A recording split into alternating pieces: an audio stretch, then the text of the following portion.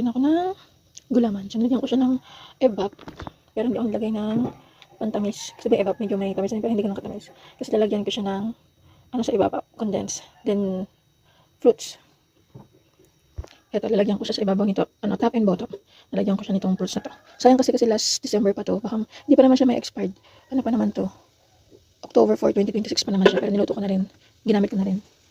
So yan, niluto ko tong ating chorizo. Almusal natin, breakfast, then may dessert. Pinapalamig ko lang siya sa kasirola bago ko siya ilagay dito sa container natin. So yeah. Guys, ubusan tayo ng gas. So ito ko na naman niluto sa rice cooker. Sana maluto siya. Yung chorizo natin. So alagay ko na itong kalahati dito sa pinakababa niya. Bago ko ilagay yung ating gulaman. So may naman yung kamay ko ha. Nagugas naman ako ng kamay. So kakamay na lang natin. So yan. Spread lang natin dyan. Pasensya nyo yung mga hinugasan ko.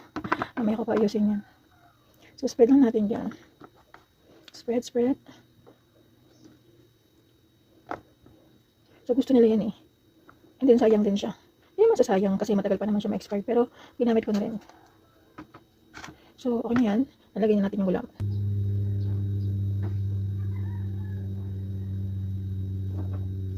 Ouch.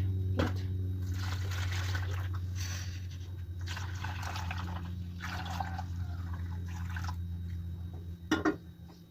Tapon siya guys. So pag malamig na to at okay na siya, ay matigas na ganyan. So hindi nalagay yung iba. So medyo marami pa yung tira. I-spread lang natin siya sa ibabaw. So magmumukha siya cake. Ganun. So yan.